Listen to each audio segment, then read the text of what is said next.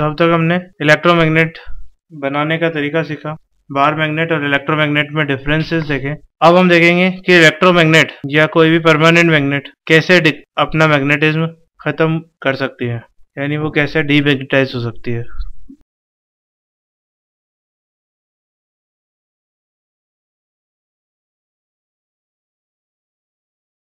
इसका first method है या तो वो सेल्फ डीमैग्नेटाइज हो जाए। बेसिकली सेल्फ डीमैग्नेटाइज का मतलब है कि वो रखी रखी बाहर के मैग्नेटिक फील्ड जो कि अर्थ के कारण होता है उसकी वजह से वापस से डीमैग्नेटाइज हो जाती है। इससे बचाने के लिए जनरली मैग्नेटिक कीपर्स का यूज किया जाता है। अगर मैग्नेटिक कीपर्स के बिना रखी जाए तो उस केस में मैग्नेट सेल्फ डीमैग्नेटाइज हो जाती है। सेकेंड, अगर मैं किसी मैग्नेट को सर्टेन हाइट से गिराऊं इसे या रफली हैंडल करें, बार बार वो टकरा रही है सरफेसेस से, तो उस केस में भी वो डीमैग्नेटाइज हो सकती है।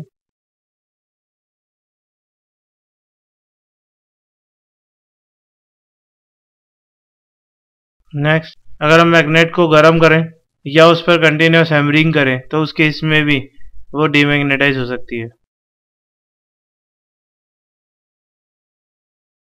इसके अलावा अगर हमें किसी को जल्दी डीमैग्नेटाइज करना है तो उस केस में हम उसे सॉलिनॉइड में रख के एक हाई फ्रिक्वेंसी की एसी सोर्स से पास करवाए तो उस केस में वो फटाफट डीमैग्नेटाइज हो जाएगी।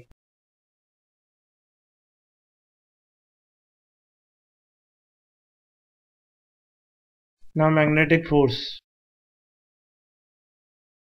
First is force on current carrying conductor in magnetic field.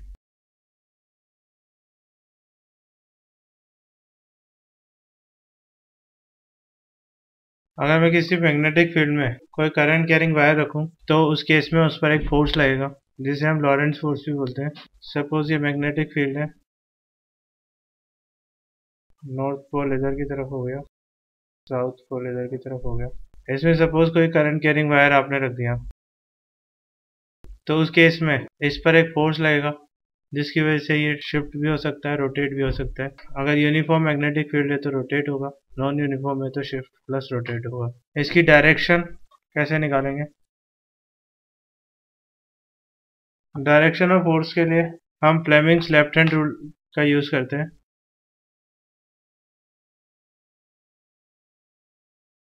इसके अकॉर्डिंग अगर हम अपने लेफ्ट हैंड की फिंगर्स को फोर फिंगर, मिडिल फिंगर और थंब तीनों को परपेंडिकुलर डायरेक्शन में फैलाएं तो इस केस में फोर फिंगर अगर मैग्नेटिक फील्ड को की डायरेक्शन को बताए और मिडिल फिंगर करंट की डायरेक्शन को बता रही है तो उस केस में फोर्स थंब बताएगा। वापस फोर फिंगर मैग्नेटिक फील्ड की डायरेक्शन को बताएगी, मिडल फिंगर करंट की डायरेक्शन बताएगी, तो थंब उस करंट कैरिंग वायर पर लगने वाले फोर्स की डायरेक्शन को बता देगा। अब इस तरीके से हम डायरेक्शन ऑफ फोर्स पता कर सकते हैं। Now about magnitude of force.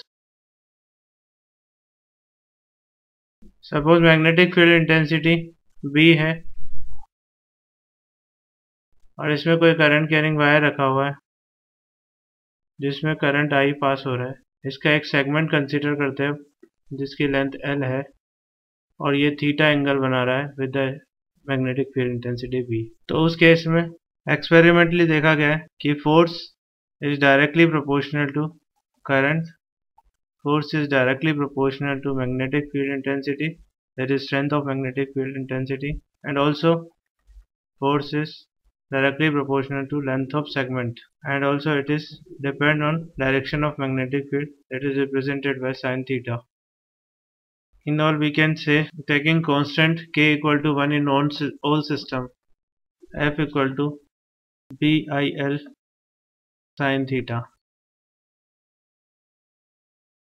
इससे कुछ स्पेशल रिजल्ट निकल के आते हैं। अगर मैं वायर को अलोंग द मैग्नेटिक फील्ड रखूं तो थीटा की वैल्यू 0 डिग्री हो जाएगी, उस केस में उस पर कोई फोर्स नहीं लगेगा। अगर मैं परपेंडिकुलर टू मैग्नेटिक फील्ड रखूं तो थीटा की वैल्यू 90 हो जाएगी और मैक्सिमम फोर्स लगेगा और वो होगा BIL के इक्वल।